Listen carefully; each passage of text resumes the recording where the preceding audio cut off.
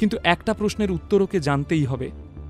এই কদিনের মধ্যে এমন কি ঘটল যে 2.5 বছরের চেনা নীল এত অচেনা হয়ে গেল?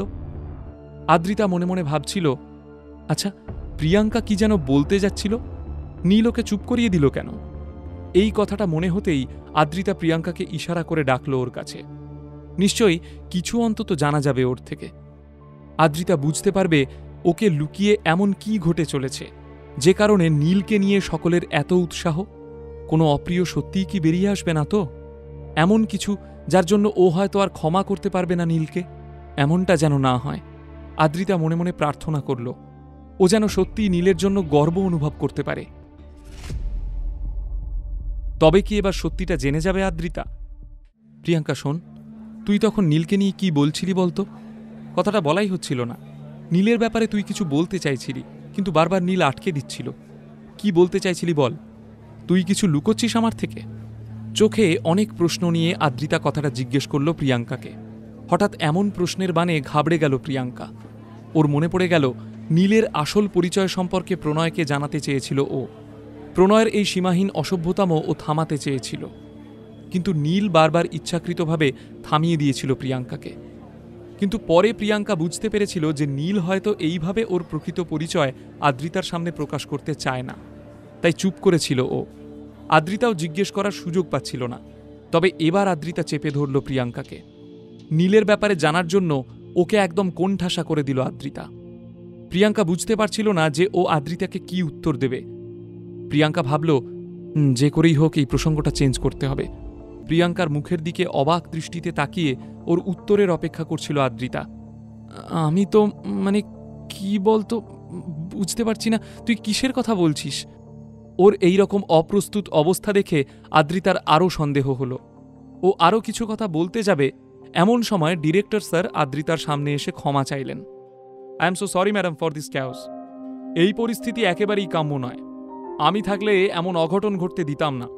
আপনার অসুবিধার জন্য আমাদের কর্তৃপক্ষ আপনার কাছে ক্ষমা প্রার্থী। প্রিয়াঙ্কা হাঁফ ছেড়ে বাঁচল।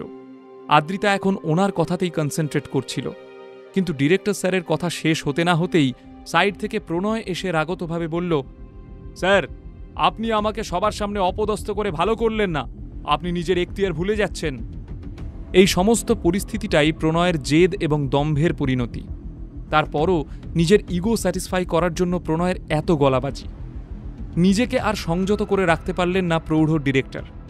এত কিছুর পরেও প্রণয়ের এই হম্বিতম্বি ওনার সহ্য হচ্ছিল না। তুমি নিজেকে কি মনে করো? হ্যাঁ, তোমার লজ্জা হওয়া উচিত। আজ তোমার কারণে আমাদের কোম্পানির এত বড় বদনাম হলো, আর তুমি উল্টে আমার কাছে কৈফিয়ত চাইছো। একবার নিজের দিকে তাকালে বুঝতে পারতে কেমন পশুর মতো দেখাচ্ছে তোমায়। Shame on you. তোমায় ম্যানেজারের পোস্ট থেকে এখনই বরখাস্ত করে দেব আমি অথরিটিকে জানাবো। নীলের সামনে ডিরেক্টরের একটার পর একটা অসম্মানজনক বাক্যবাণ কিছুতেই বরদাস্ত করতে পারল না প্রণয়। ও এই অপমানের শেষ দেখে ছাড়বে। অভিজ্ঞতায় এবং পোস্টে যতই সিনিয়র হোক না কেন, ও এর বদলা নিয়েই ছাড়বে। যে আদ্রিতা কিছুদিন পর ওর স্ত্রী হবে, তার সামনে এমন অসম্মান! প্রণয়ের মেল ইগোতে আঘাত লাগল।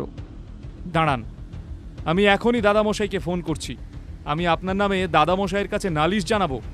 ভুলে যাবেন না আমিও প্রবীর মিত্রের নাতি। আমারও কম ক্ষমতা নেই। আমি চাইলে আপনাকে এখনই এখান থেকে বের করে দিতে পারি। বলতে বলতে নিজের ফোন বের করে ওর দাদামশাইকে ফোন করতে শুরু করল। এমন সময় নীল ডিরেক্টরের কাছে এগিয়ে আসায় ডিরেক্টর ব্যতিব্যস্ত হয়ে নীলকে জিজ্ঞেস করলেন, আপনার কাগজপত্র তাড়াতাড়ি রেডি হয়ে যাবে। আপনি অমলতাস নিয়ে খুশি তো? আমরা ভীষণ গর্বিত। এই রেসিডেন্সিয়াল বিল্ডিংয়ের সবচেয়ে সুন্দর অ্যাপার্টমেন্টের ওনার আজ থেকে আপনি হলেন। আপনি কষ্ট করে একবারটি আমাদের অফিসে আসবেন। আর কিছু ফর্মালিটিস বাকি আছে। নীল সম্মতি জানিয়ে বলল, নিশ্চয়ই। তার আগে আপনারা খেয়াল রাখবেন প্রণয়ের মতো কেউ যেন আপনাদের কোম্পানির সুনাম নষ্ট না করে, তাহলে ভবিষ্যতে আপনাদের কোম্পানিও বিপদে পড়বে। নীলের এই কথাগুলোর গভীরতা সহজেই ধরতে পারলেন director. Neel Roychowdhury group of কোম্পানিজের সিইও, তাই এই শ্লেষযুক্ত কথাগুলোর মানে কি হতে পারে সহজেই আন্দাজ করতে পারল ডিরেক্টর। তখনই একজন স্টাফ এসে এতক্ষণের ঘটে যাওয়া সমস্ত সিসিটিভি রেকর্ডিং একটা পেন ড্রাইভে করে ডিরেক্টরের হাতে দিয়ে গেল। ডিরেক্টর নীলকে নিয়ে ওনাদের অফিসের জন্য এগোতে শুরু করলেন। কি ডিরেক্টর স্যার, এবার আপনাকে বাঁচাবে কে? নিচের ইনস্টল বাটনে ক্লিক করুন এবং পকেট এফএম ডাউনলোড করুন। লিঙ্কটি রয়েছে ডেসক্রিপশনে।